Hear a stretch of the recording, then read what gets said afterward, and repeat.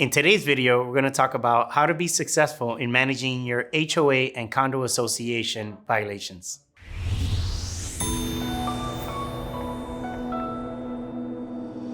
If you're watching this video, you're either a board member or resident frustrated with the violations process or the rule enforcement process within your community association. So today I want to provide you 3 simple tips that are going to allow you to be a bit more successful in the management of your rule enforcement and your violation management. First and foremost, tip number 1 is understand what you can and can't enforce.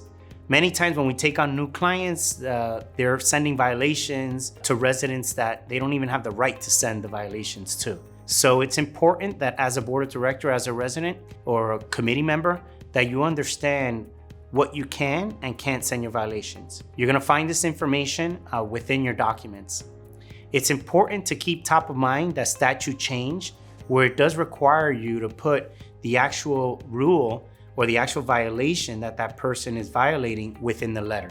Step number 2 is create a good communication pattern and a strong workflow. So once you know what you could send violations for and what the rules you can enforce, I highly suggest setting dates of when you're going to send the first notice and when you're going to send the second notice. So what I mean by that is every violation is going to have different notice times. So if someone needs to paint their home, you're going to send the first violation notice, and typically most associations will give them 30 to 45 days to correct it.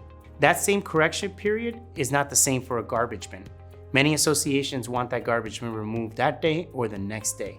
So what I highly suggest is making sure you put the time frames that are necessary to send the first and second and maybe even the final notice. That way you could be very consistent in your notice sending. Additionally, what's important is that if you haven't even started your process, is to send a communication to all the residents letting them know that effective this date, you're gonna start enforcing all the rules and regulations of the association. That way you're making the association or the residents of the association aware of what's to come. And that leads me now into my next point, which is to stay consistent with the process. One of the ways here at Affinity that we stay consistent with the process is making sure that we're using technology for our benefit. Once you have the workflows and you know the communication that you're going to send and when you're going to send it, we leverage technology to allow us to do this much simpler.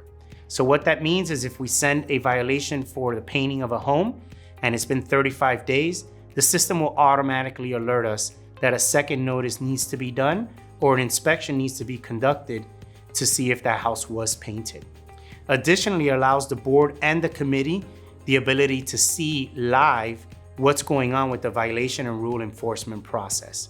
So that's one of the benefits of really leveraging technology to systemize the process and make it much more efficient. Additionally, I want to add, in being consistent with the process, is if you have a committee, which in most cases you are required to have a committee, you should already have those hearings pre-scheduled, so that if someone goes outside of the parameters of getting the issue corrected, that you're already getting them scheduled into, let's say, the second Tuesday of every month you have a hearing for those violations.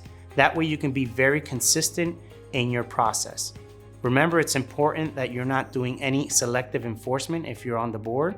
So if you're sending a violation for something, you need to treat every single resident exactly the same. And one final pro tip that we find to be very valuable here at Affinity, and it's just who we are in our culture of just being very positive, is when an owner corrects the violation, make sure you send them a thank you notice, letting them know, thank you for correcting this violation. I also think that if you apply the thank yous within the newsletter, it also creates that positive momentum that you need within the community to get the changes that you're looking for as a board or as a committee. If you'd like additional tips, or if you want to learn how we can help you manage the violation and rule enforcement process, we're more than happy to assist you. Visit our website, managedbyaffinity.com, hit that contact us button, and we'll be happy to get the conversation going. If you've liked this video, make sure to give us 2 thumbs up. Also, I highly suggest you subscribe to our YouTube channel as we have weekly videos coming out. I'll see you in our next video.